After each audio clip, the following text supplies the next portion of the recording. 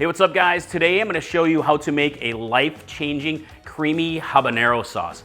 This is basically a variation of one of the most popular recipes on YouTube here and on the website. It is creamy jalapeno sauce, or Salsa Doña. It's just so amazing.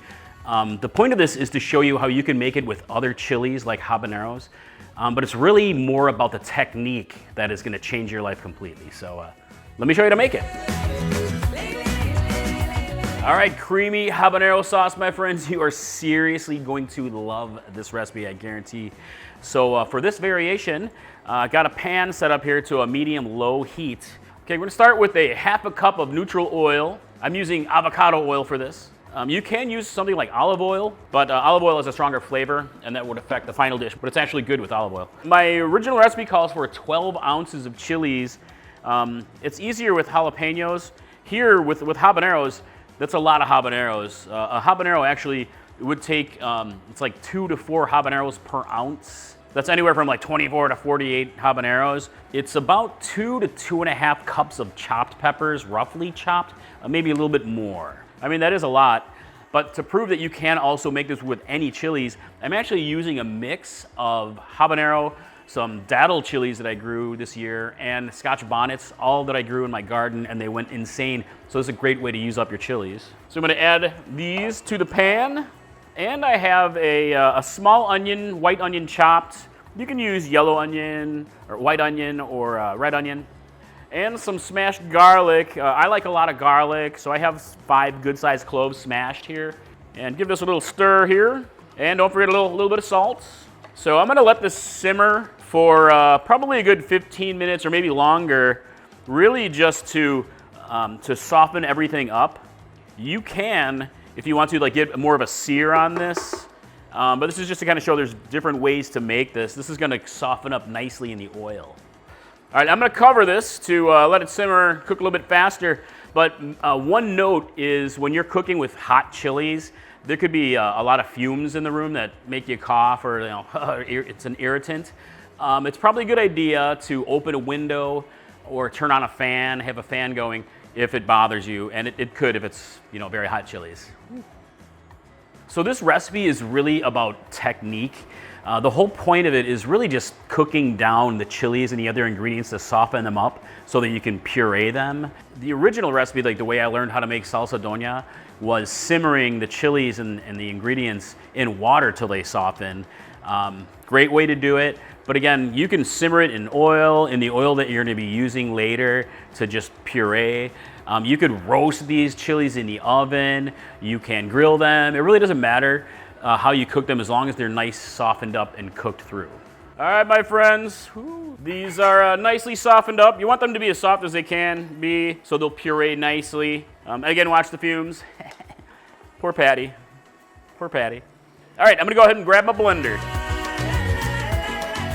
So you can cool the pan a little if you need to, and just gonna get it all moved over into the blender. Everything, oil and all. The oil is pretty much the secret ingredient here and what makes it creamy. It emulsifies as it blends. So at this stage, you can add other ingredients if you want to. You can add some other spices and seasonings. You can add some fresh herbs like cilantro would be great here. You could add some lime juice or lemon juice, little citrus pop if you want. I'm keeping this as a base right now. Just consider it a base, nice and simple, but it's outstanding just as it is. So we're gonna go ahead and blend the heck out of it. So my blender's a little bit too big. I'm gonna go ahead and move it over to something else so that I can finish with my stick blender. Let's finish it up.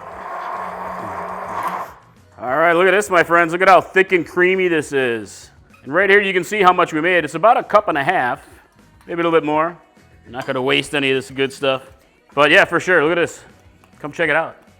Dude. So at this stage, it's nice and thick. You can thin it out with a little bit of liquid if you want to, a little bit of water or stock.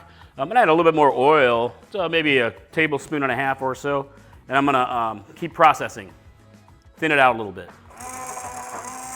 All right, I got this right where I want it. You want to play with the consistency. Just add a little bit of liquid or a little extra oil until it's just where you want it, loose enough, or thick if you prefer it thick. Just keep it exactly as it is. Get this moved over to a bowl. Look at that.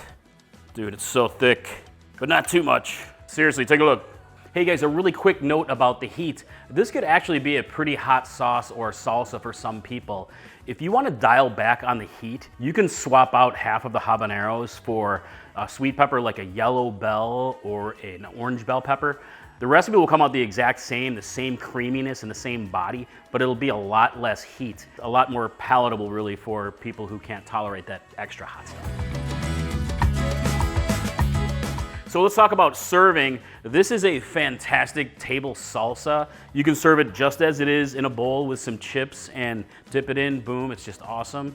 But one of our favorite ways is as a sauce. Our personal favorite way is with fish tacos. Patty and I actually just rented a little beach house where I did a bunch of cooking, and I made grouper tacos right by the beach, added just a little bit of crispy slaw and this exact sauce, and it was like, boom, perfection. I think you will love it.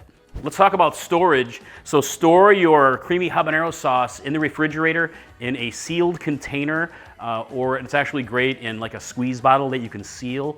It will last about a week in the refrigerator or so. It does start to lose some of the body after a while. Some of the oils might start to separate a little bit. So this is not meant to be a long-lasting sauce. You can freeze it, though I don't recommend freezing it because it could separate pretty easily. I have had some readers comment on the original jalapeno Salsa Doña that they froze it successfully. I'd love to hear if you actually do try to freeze it, if it works out for you, but it hasn't worked out so great for me. All right, I think it's time to give it a taste. It's gonna be spicy, in a good way.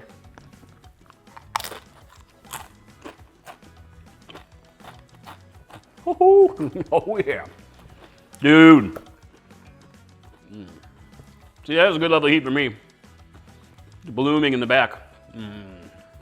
It is so creamy. I'm telling you, the oil, the emulsification of it, it just really makes it so creamy, and it allows all that heat and the fruity flavor from habaneros to bloom. This is gonna change your life, I'm telling you. That's it, my friends. That is how you make this amazing creamy habanero sauce. Basically, habanero salsa doña, incredibly delicious. I hope you love it. I'd love to hear what you think of the recipe in the comments below. And I absolutely hope to see you at chilipeppermadness.com, where I have over 1,000 more spicy recipes waiting for you. So, all right, see you in the kitchen next time. Mike from Chili Pepper Madness. Bye.